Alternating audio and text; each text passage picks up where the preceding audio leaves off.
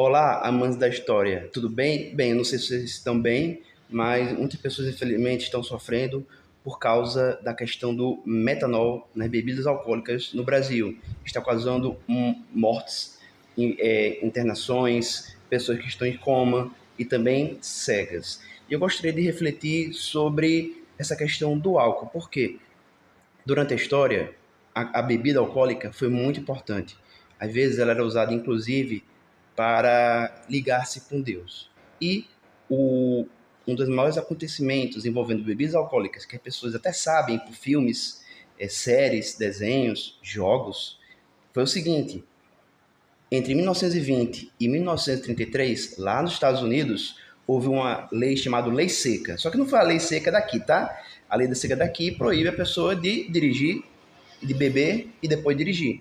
Lá foi o seguinte: era proibido produzir, transportar e vender bebidas alcoólicas, qualquer uma, cerveja, uísque, rum, vinho, durante 13 anos. E essa medida foi feita para tentar reduzir os casos de alcoolismo lá nos Estados Unidos. Uma lei bem puritana que, mesmo qualquer coisinha de álcool, era proibida. E o que aconteceu? Isso fez com que organizações criminosas em níveis gigantes, violentas, como é que nós temos hoje, que inclusive estão matando as pessoas com a bebida alcoólica, bebidas alcoólicas hoje, elas surgiram gangsters famosos que muita gente conhece, como, por exemplo, o, o famoso Al Capone. E essas organizações em Nova York, com as famílias da comissão das 5 famílias de Nova York, e também em outros lugares dos Estados Unidos, eles aproveitavam a proibição para vender bebidas caras, fabricar bebidas de qualidade duvidosa, assim como hoje, e também, como podemos dizer, comprar policiais, políticos e juízes. Foi somente após o fim da lei seca lá nos Estados Unidos, em 1933, que essas organizações criminosas começaram a ser combatidas, a reduzir de tamanho. No caso do Al Capone, ele encontrou seu fim graças à perseguição contra ele por questões fiscais. Ele inclusive, ficou muito tempo na prisão, não por ter matado, não por ter bebido alcoólicas ilegais, não por explorar prostituição, cassino, não. Ele foi preso porque não pagou impostos. E em relação às famílias mafiosas de Nova York, as famosas 5, que hoje se chamam nomes diferentes, como Genovese, Gambino, que tinha outros nomes, essas 5 famílias continuaram poderosas.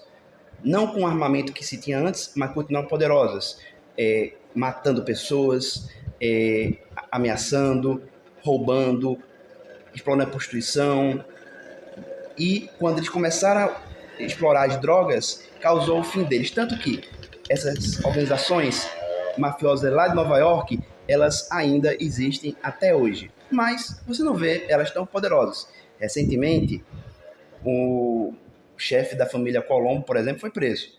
Mas elas estão muito reduzidas. Por quê? Por causa de combater a forma dele ganhar dinheiro, que no caso, durante a lei seca, foi a venda, a fabricação e o transporte de álcool. E no caso das famílias de Nova York, mafiosas, foi primeiro acabar com o álcool e depois acabar com o comércio deles de ameaçar empresários, comerciantes, taxa de proteção, fraudar poste de gasolina, como daqui também, inclusive, uma semelhança, não quero nem dizer nada, e eles acabaram basicamente porque foram indiciados por crimes financeiros.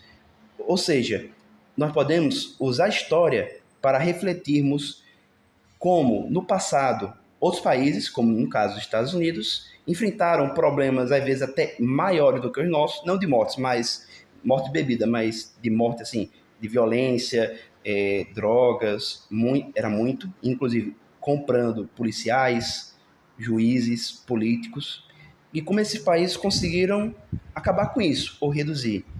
Gente, vocês querem outro vídeo? Então comenta aqui nos comentários, curtam e se inscrevam no canal. Até a próxima!